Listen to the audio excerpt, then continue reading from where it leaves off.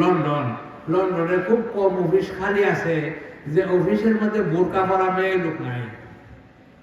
লন্ডনে তো অনেক আগে গেছে মানুষ, কারণ লন্ডন হলে আমরা দেশ শাসন করছি, এদের সাথে মুসলমানের যোগাযোগ আর অনেক আগে। তো এই জন্য মুসলমানরা অনেক আছে, সব মুসলমান ওখানে আলহামদুলিল্লাহ চাকরি বাকরি করে, মাশাআল্লাহ খুব সুবিধা মতো। এই জন্য প্রত্যেক অফিসে গেলে কিছু বোরকা পরা মেয়ে লোক পাইবে, একেবারে পুরা বোরকা পরে তারপরে তারা আমল করে, কাজ করে, একটা শরীরের লোক দেখতে পারবে। আল্লাহ পাক তারা তৌফিক দিয়েছে। এক মেয়ে লোক গান গাইতো, হ্যাঁ কালিমা বলে মুসলমান হয়ে গেছে। হ্যাঁ একদিন টেলিফোন করে কাঁদতেছে যে আমার হাতের কাপড়টা ভরিয়া গেছে, ভিন্ন পুরুষে দেখছে, এই জন্য আমার কি করণ লাগবে।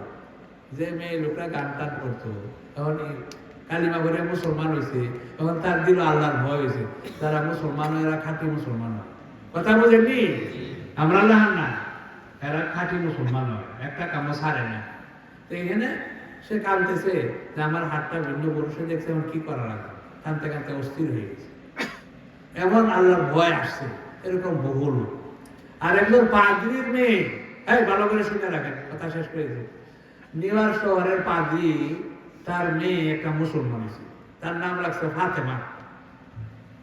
মেয়রে কয় পাদ্রি যে আমি শুনছিলাম ইসলাম ধর্ম একটা আছে, ধর্ম নাম ইসলাম, কিন্তু এই ধর্মটা যে এত মারাত্মক এটা আমি জানতাম না।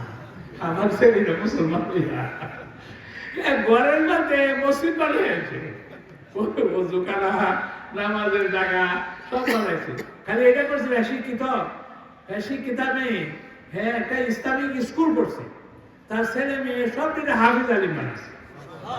মেয়রের মেয়ে, মেয়রের কথা বুঝেন না আপনারা? এটি গল্প না, কাহিনী না, আসলে বাস্তবতা।